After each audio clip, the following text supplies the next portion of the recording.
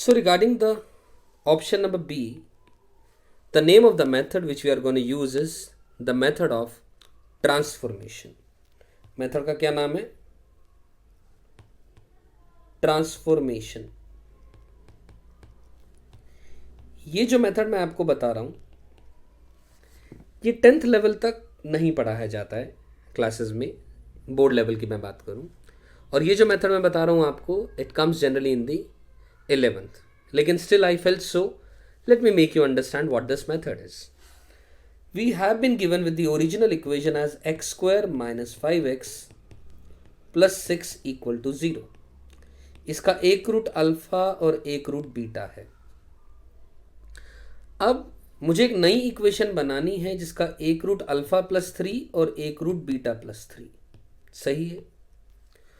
और हमने वेरिफिकेशन के प्रोसेस के अलावा दूसरा मेथड, हमने जैसा नाम बोला अभी, ट्रांसफॉर्मेशन.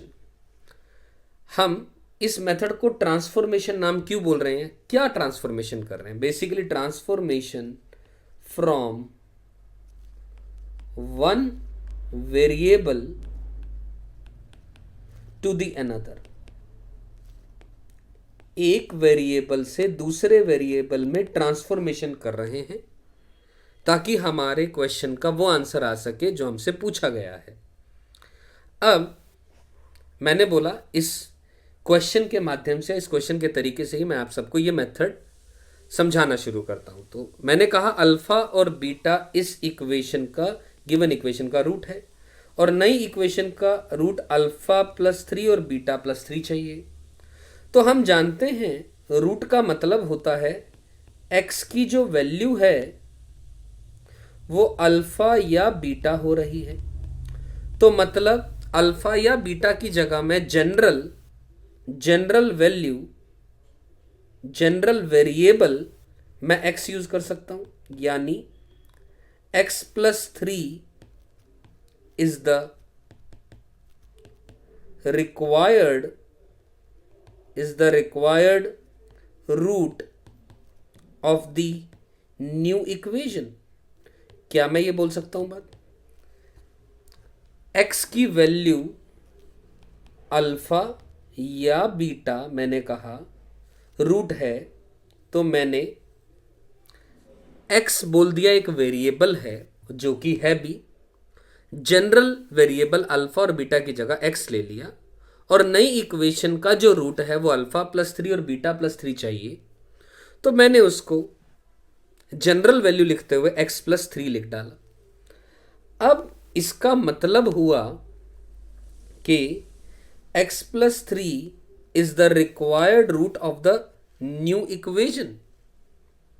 ये बात तो बिल्कुल क्लियर है. अब मैंने क्या करा, x प्लस 3 को इक्वल टू y मान लिया. ऐसा बोल सकता हूं मैं, x प्लस 3 को मैंने y मान लिया. और इसका मतलब क्लियर है कि नई इक्वेशन के भी दो रूट ही आएंगे. y का मतलब एक y1 और एक y2. y का मतलब क्या? एक y1 रूट आएगा और एक y2 रूट आएगा. एम आई राइट? तो y1 और y2 का सिग्निफिकेंस, यानी मैं ऐसा बोल दूं कि एक रूट, अब y1 क्या है? जब x की one of the value use होगी, यानी अल्फा प्लस 3 मान सकते हैं y1 को, और y2 को हम लोग बीटा प्लस 3 मान सकते हैं. यहां तक कोई भी कंफ्यूजन नहीं है. आई एम श्योर कोई भी कंफ्यूजन नहीं है. बहुत ही शानदार. और अगर सिंपल लेमन भाषा में करूं मैं बात, तो बेसिकली मुझे नई इक्वेशन ये चाहिए, x square minus of y1 plus y2 into x plus y1 into y2 equal to 0.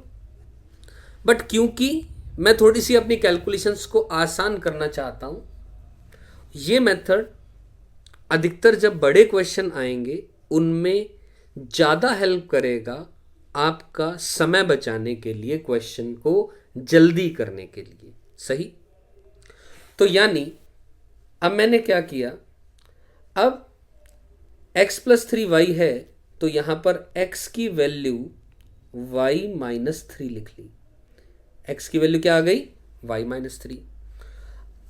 अब यहां पर मैं ये यूज कर रहा हूं ट्रांसफॉर्मेशन। मैं क्या यूज कर रहा हूं?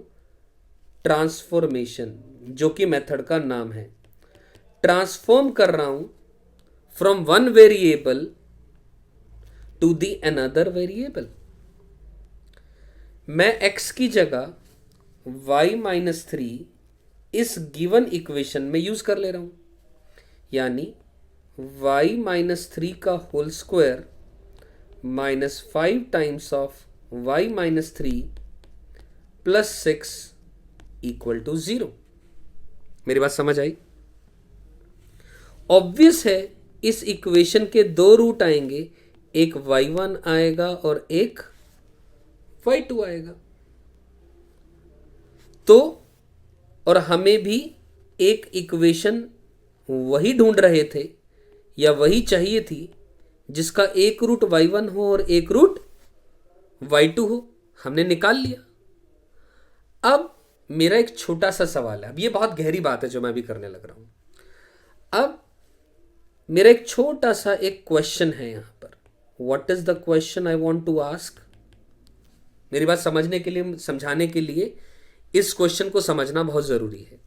मैंने पूछा x² इक्वल टू 4, इसके रूट क्या हैं? इस इक्वेशन के रूट्स क्या हैं? तो आंसर आएगा +-2। और इसी तरह मैं पूछूं y² इक्वल टू 4, इस इक्वेशन के रूट्स क्या हैं? तब भी आंसर आएगा +-2। मेरी बात समझ में आ रही है? यानी the name of the variable does not make any difference. Variable का नाम मैं x यूज कर रहा हूं, y यूज कर रहा हूं, t यूज कर रहा हूं, p यूज कर रहा हूं, कोई फर्क नहीं पड़ता। इंपॉर्टेंट है क्या वो वही क्वाड्रेटिक इक्वेशन है जिसके कि वो वही रूट्स हैं जो मुझे चाहिए थे। तो अगर इस ऊपर वाली इक्वेशन में, अब मैं ध्यान से सुनिएगा, y की जगह दोबारा मैं x रिप्लेस कर दूं, यानी कैपिटल X -3 का whole square -5 times of capital X -3 plus 6 equal to 0, तो ये इक्वेशन के भी तो रूट तो वही आएंगे। नाम चेंज करने से वेरिएबल के कोई फर्क नहीं पड़ा। Change in the name of the variable does not make any difference। कोई भी डिफरेंस नहीं डालता वो, रूट वही के वही आते हैं निकल के, जैसा कि यहां या यहां बात की गई। तो यही तो है ऑप्शन नंबर बी। ये मेथड समझना, थोड़ा सा दिमाग जरूर लगाना पड़ेगा। मैं पहले बोल रहा हूं, this method is not taught in 10th standard, it has been taken from the 11th standard। ये बात आपको समझनी पड़ेगी, लेकिन हाँ थोड़ा डीप जाना चाहते हैं, बहुत अच्छे समझना चाहते हैं तो इस बात को समझ सकते हैं। तो मेरी तरफ से ये method transformation of the equation from one variable to the another मैंने समझाया और उम्मीद करता हूं आपको समझ में आ गया होगा। और एक और बात, अगर सिंपली वेरिफिकेशन भी नहीं करना था तो आप बी ऑप्शन को सिंप्लीफाई कर लो। इसको सिंप्लीफाई करेंगे तो यही आएगा निकल के। सिंप्लीफाई करेंगे यानी x-3 का होल स्क्वायर को ओपन करेंगे और सिंप्लीफाई करेंगे, you will get the option number A as it is.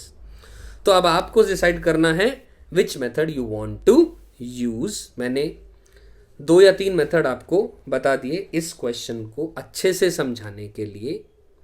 Not only question समझ में आया, हमें इस क्वेश्चन को समझने के लिए एक थ्योरी या यूं कहें एक मेथड भी, हमने बहुत अच्छा मेथड भी समझा।